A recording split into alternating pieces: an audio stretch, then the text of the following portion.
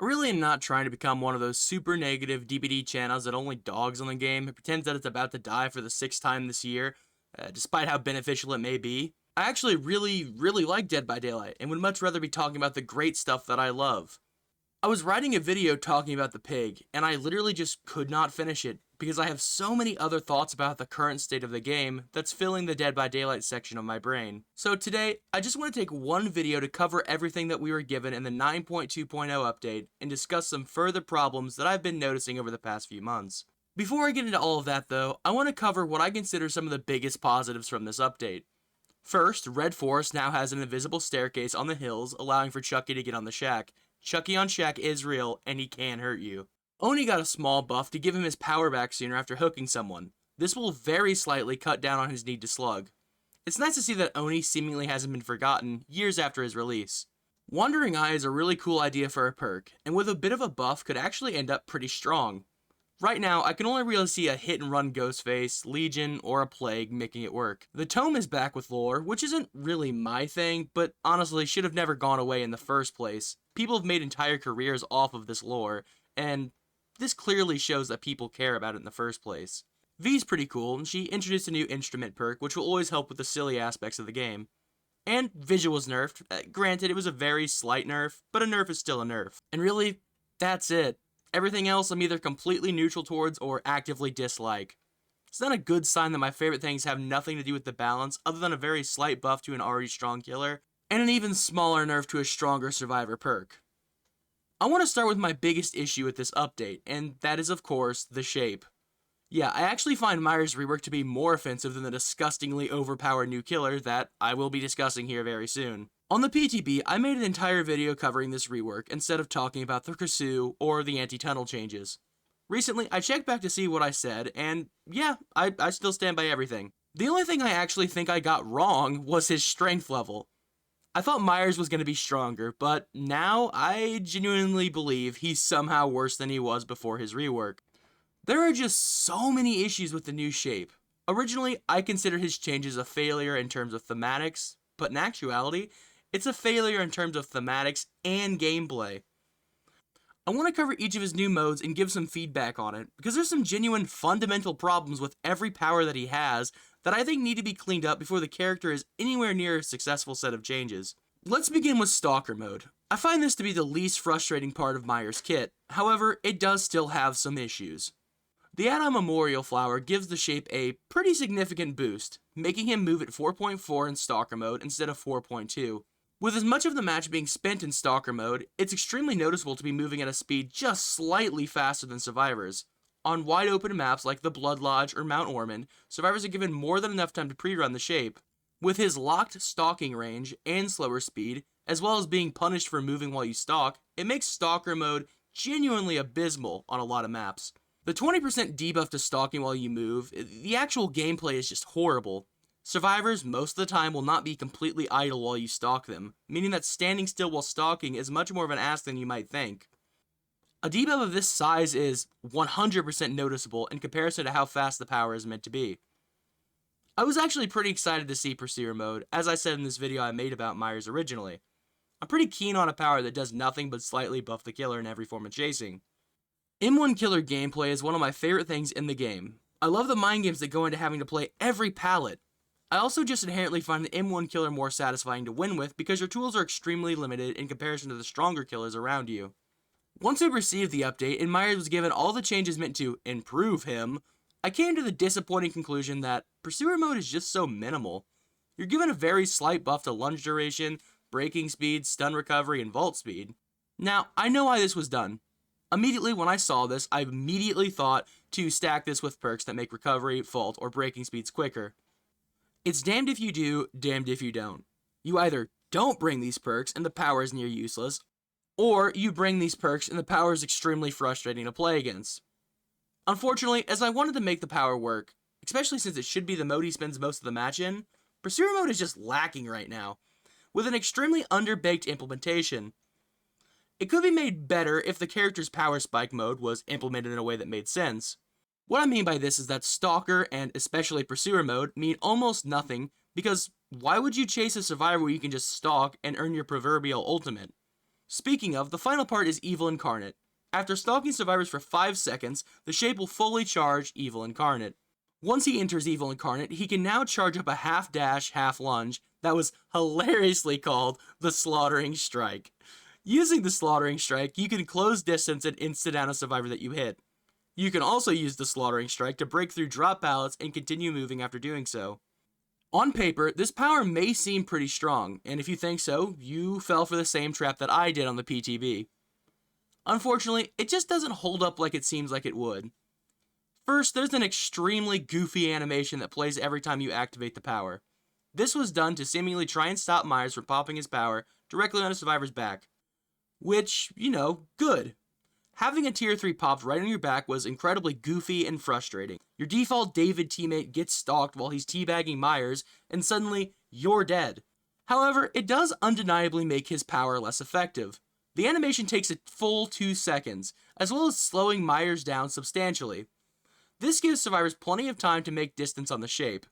I would also argue that the new audio cue that plays is more than enough warning that Myers has his power prepared, or is in the process of actively preparing it.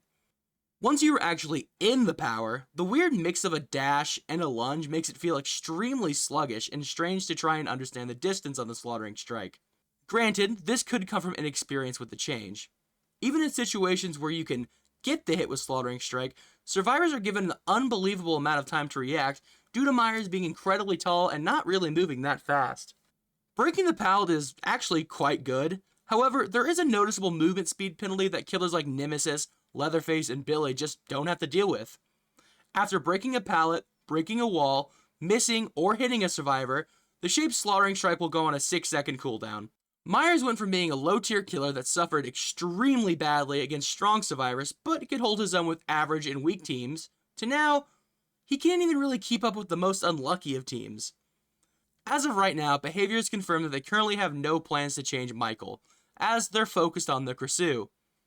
A lot of people in my Discord server, link in the description, were upset with this. And while I was, and still am, disappointed, the KRASUE just is a bigger issue to the health of the game than Myers being in a sorry state is. Of course, this could change, but if they're taking suggestions and a full revert isn't on the cards, I would first look at making the Memorial Flower and the Lock of Hair add-ons fully base kit, and giving them each a new effect. Myers' speed being 4.2 in Stalker mode is one of the most baffling steps backward I've seen in a long time for Behavior. Needing to dedicate an entire add-on slot to being able to actually get around the map at a somewhat reasonable pace is so unnecessary and just sad. Lock of Hair, on the other hand, allows for the shape to end Evil Incarnate and save a portion of his power on demand. This is one of the best add-ons in his new kit, just because of the amount of time it can save against survivors who are good at avoiding the stalk. Hooking survivors with Myers means that your power is just gone, due to the Evil Incarnate timer continuing to tick down while you're carrying someone. This gives you the choice of losing your power, or slugging in a game that has so many strong anti-slug options for survivors. I currently consider this a lose-lose interaction. Giving Myers the ability to end power manually will give him Evil Incarnate more often, as well as rewarding him for downing a survivor with his power by making his next tier up a bit shorter. This next part is an extremely small and almost pointless criticism, but the sound effects and design of the Slaughtering Strike feel like they fit more in Dead by Roblox. The glowing 1000 degree knife paired with the animation just not quite lining up like it should. It's extremely janky and could use some serious cleaning up. It's worth noting that you can only really see this as a survivor, so if you only played Killer, you won't really notice it. But hey, out of everything disappointing that came with this rework, at least we finally got to answer the question of, what if we made Chucky but he was heartbreakingly bad?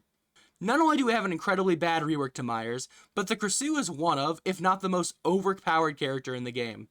Not just right now, but through the entire history of the game. For full clarity, she has already received 1 round of nerfs. A second round is confirmed to already be coming. By the time you've seen this, she may have already received the nerf. But as of right now, the KRASUE is still probably a top 3 or better killer, with very little actual counterplay to her. Play the pallet, she can just hug tech almost anything and swing around it with her longer lunge that can be curved. She also has Headlong Flight, which allows her to traverse a ludicrous amount of distance at any time, base kit, which can also be improved with the use of add-ons. The head also flies extremely low to the ground, making it hard for survivors to track her while she's traversing. We've had a string of killers released over the past year or so that are extremely strong, with the exception of Springtrap, who's still pretty good. But somehow, the KRASUE blows all of them out of the water, despite some of them being unbelievably overpowered on release. Hey, on one hand, it's genuinely impressive that Behavior has managed to create a killer that was stronger than Kaneki was. With a round of nerfs confirmed to be coming, I'm not sure which part of her kits will be changed, but I do have a few suggestions to change her. The major change that I think KRASUE needs is for a survivor to either no longer be infected when they come off the hook, or, probably the better option, come off the hook in the process of losing the infection. This would be a direct nerf to her ability to tunnel survivors, as well as forcing her to need to reinfect a survivor off of the hook, instead of using her dash to return to the hook and immediately down that survivor again. Not only do I think survivors should come off the hook losing their infection, but I would also like to see the infection cure faster. Ideally moving the total cure rate per level of leeched from 20 seconds to 15 seconds. Another change I'd like to see is a slight nerf to the headlong flight. Right now, the KRASUE has seemingly endless mobility with her dash. Pair this with her in-chase power, and it goes hand in hand with her being one of the absolute best killers in the game, with little that can be done to fight against it.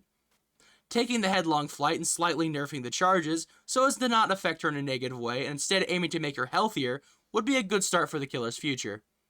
It's baffling to me that the power level of the KRASUE was seen on the PTB, and other than cleaning up her jankiness some, Behavior decided to buff her. KRASUE was already very strong on the PTB, somewhere in the middle to high side of the A tier. It really makes me wonder, what even is the point of the PTB? A lot of the community feedback is just straight up ignored, unless people actively beg like we did with the Xenomorph changes when Kaneki was released, or perhaps more appropriately, the anti-tunnel changes that almost nuked the killer role as a whole, despite how much I like the idea of it on paper. The final big thing I want to talk about is something that was one tiny sentence hidden in the patch notes. I do think this will actually end up being the biggest mistake for the future of the game in the long run, and that is the changes to pallet density around the maps. This was done in an attempt to cut down on natural dead zones that happen in-game. What happened in actuality is that every killer who just has to deal with pallets are now straight up suffering, which is the vast majority of the killer cast currently in the game. As for natural dead zones, a lot of survivor skill expression is the game knowledge required to know which generators should be done first. This includes prioritizing objectives in those areas where there are no resources or very limited resources for a survivor to use. Now, there are resources, i.e. pallets, literally everywhere. I'm okay with pallets being moved around, but instead, what this change did was just add new pallets to the maps in either new spots or filling up empty spots with pallets that just did not spawn there. It's as if Behavior took the 2v8 map layouts and implemented them into 1v4. I did a very quick look at some of the affected realms, and on average, these maps now have around 17 to 22 pallets on them. Now granted, I didn't look at every single map, so it could just be the ones that I looked at, but this is genuinely nearing Gideon's meat plant when it comes to the amount of pallets on a map. A common criticism, probably the most common criticism, I've seen of people like me who do not like the changes to pallets, is that while there are more pallets, it's essentially just a lot of 50-50s. And hey, while this is true on paper, the issue comes up when you see the pallets are all connected to each other, because there's only so many spots you can have pallets spawned. Survivors also have access to just as many windows as they did before. The amount of resources survivors have to use are just higher, much higher than they have been in years, throwing out all the work done to try and balance out maps. The most concerning aspect of all this is that the strongest killers in the game, your Blights, Nurses, Kanekis, KRASUEs, Draculas, and so on and so forth, just don't care about this. Because they either have a very fast way to catch up, or they can just completely ignore the pallets whenever they want. This has left killers like Ghostface, Leatherface, Skull Merchant, and so many other killers in the dirt. There is nothing these killers can do other than just have to chase survivors around these pallets. I've been playing this game since 2018, and throughout that time, I have been able to play weaker killers with not much of an issue. But the ludicrous amount of pallets now on the maps has made these weak killers suffer more than they have since the early days of Dead by Daylight. It makes me wonder if the game is headed in a direction where your mid-tiers are just not viable for people who want to be able to win in a public match with their favorite killer. For example, my favorite killer is the Nightmare. I like to think I'm a pretty decent Freddy player, at least for someone who doesn't play competitive DbD. And even then, someone who has put over 100 hours of their life into a character is now struggling to keep up with survivors, simply because every map now has 20 plus pallets on it. These killers who just have to deal with pallets just can't do it anymore. Pair this with perks like Conviction, Sprint Burst, Decisive Strike, Botany Knowledge, Hyper Focus, and so on. There is a very noticeable lack of agency for these weaker killers against survivors who have even the slightest clue as to what they are doing.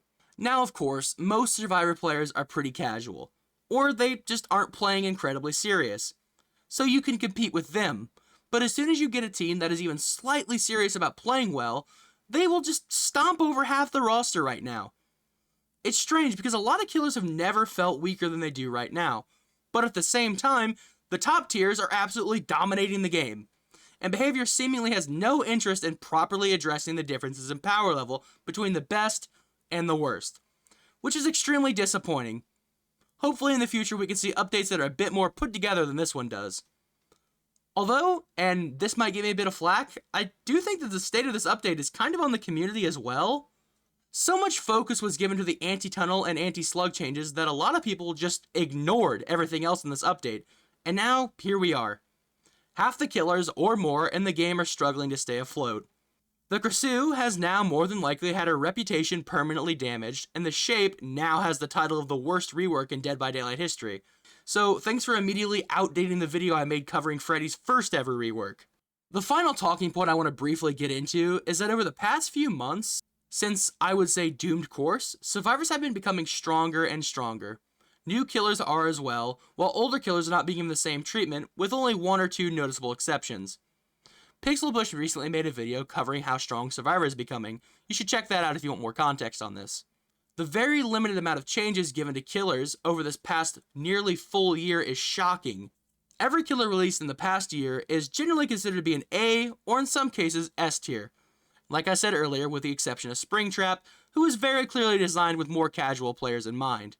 While this isn't personally to my taste, I usually prefer B to A tier killers, it's arguable that killers being this strong is good.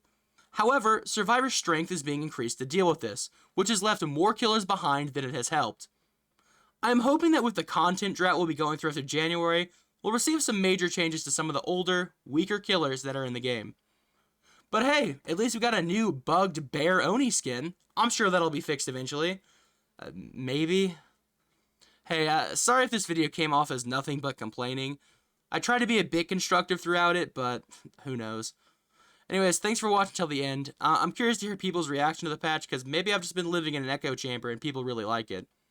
The community Discord and my Twitch channel are both linked in the description.